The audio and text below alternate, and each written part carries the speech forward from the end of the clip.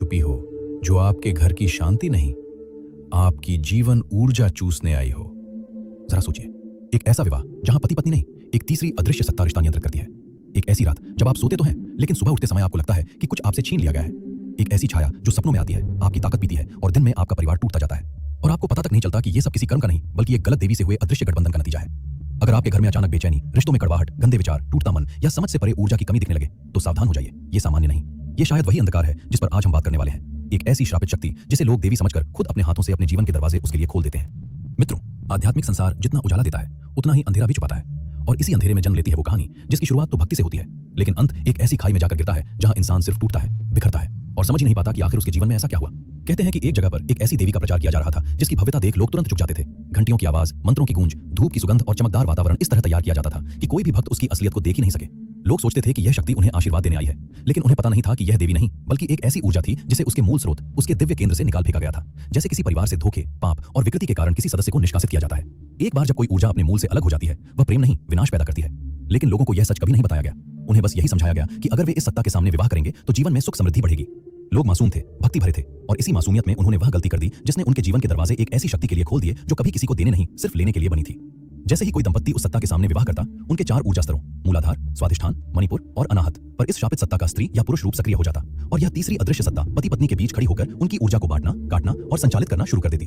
पुरुषों का आत्मविश्वास, शक्ति, साहस और निर्णय क्षमता धीरे धीरे खत्म होने लगती। उन्हें लगता कि जैसे भीतर की आग बुझ रही है, जैसे कोई अदृश्य हाथ हर रात उनकी ऊर्जा खींचकर उन्हें खोखला कर रहा हो। कई पुरुष बताते हैं कि सपनों में एक छाया स्त्री आती थी, चेहरा धुंधला, आंखें ठंडी और उसका स्पर्श इतना भारी कि सुबह उठते ही पूरा शरीर थका हुआ महसूस होता। दूसरी ओर स्त्रियों पर इसका असर उतना ही खतरनाक लेकिन अलग रूप में प्रकट होता। उनमें चिड़चिड़ापन, असंतोष, क्रोध और बिना कारण घृणा बढ़ने लगती।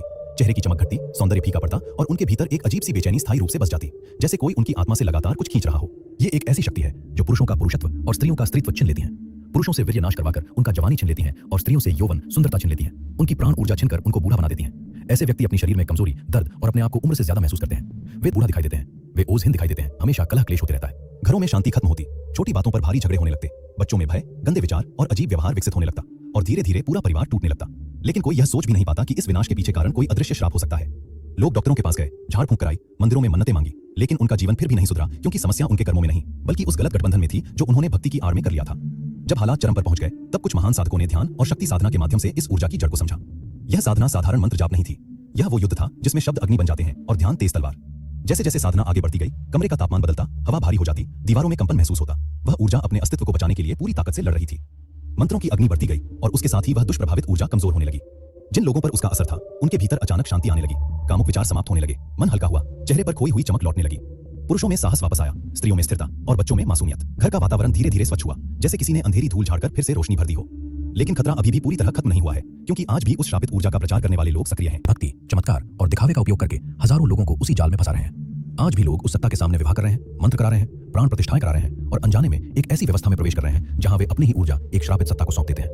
दुनिया को हर चमक दिव्यता लगती है, लेकिन वास्तविकता यह है कि दिव्य ऊर्जा कभी भी मन को गंदा नहीं करती, रिश्तों को नहीं तोड़ती, प्रेम को नहीं जलाती, घर में भारीपन नहीं फैलाती और किसी मनुष्य की शक्ति नहीं चूसती। दिव्यता उठाती है, श्रापित शक्ति गिराती है। और इसी पहचान को समझना आज के समय में सबसे बड़ा आध्यात्मिक ज्ञान है। इसलिए यदि आपके जीवन में अचानक अजीब बेचैनी, गंदे विचार, रिश्तों में कड़वाहट, ऊर्जा में गिरावट या सपनों में कोई छाया दिखाई दे, तो समझिए कि कहीं ना कहीं आपने वह गठबंधन किया है